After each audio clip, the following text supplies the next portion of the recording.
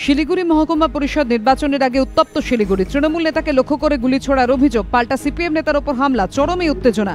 শিলিগুড়ি মহকুমা পরিষদের ভোট যত এগিয়ে আসছে ততই চড়ছে উত্তেজনার পারদ, যার প্রমাণ মিলল শনিবার। ভোট প্রচার সেরে বাড়ি ফেরার পথে তৃণমূল নেতার ওপর হামলার অভিযোগ উঠল সিপিএম এর বিরুদ্ধে। তৃণমূলের দাবি, এদিন সন্ধ্যায় দলীয় প্রচার সেরে ফেরার পথে 18 খাই এলাকায় তৃণমূলের অঞ্চল সভাপতি দুর্লভ চক্রবর্তীর গাড়ি আটকায় কয়েকজন বাইক আরোহী। শাসক দলের দাবি, তৃণমূল নেতার গাড়ি লক্ষ্য করে পরপর দুটি গুলি ছুড়ে পালিয়ে যায় দুষ্কৃতীরা। আহত ওই তৃণমূল নেতাকে ভর্তি করা হয় বেসরকারি হাসপাতালে। আজকে দুর্লভ যখন ক্যাম্পেইন করে ফিরছিল আমার অঞ্চল সভাপতি 18 খাই, তখন বাইকে করে এসে গুলি চালায়। গুলিটা উইন্ডস্ক্রিন ভেদ করে এই গাড়ির মধ্যে লেগেছে এবং ওর হাত টাচ করে গুলিটা বেরিয়েছে। অশোক ভট্টাচার্য তার নেতৃত্বে এই জিনিসটা হচ্ছে, এর বিরুদ্ধে প্রতিরোধ চলবে মানুষকে সংঘবদ্ধভাবে।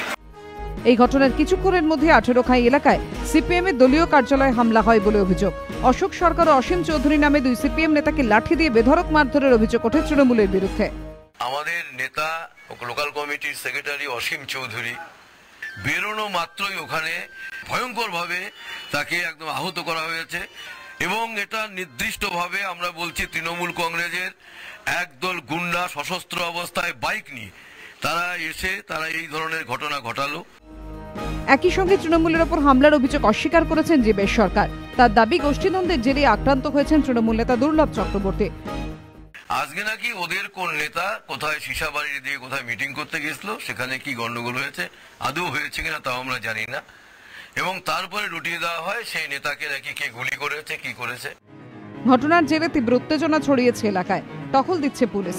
রাজনৈতিক মহলের একাংশের মতে গত পুরভোটে শিলিগুড়িতে সিপিএম এর জয় জয়কারের পর মহকুমা পরিষদ নির্বাচন কার্যত প্রেস্টিজ ফাইট শাসক দলের কাছে, তাই এই নির্বাচনী উত্তাপ।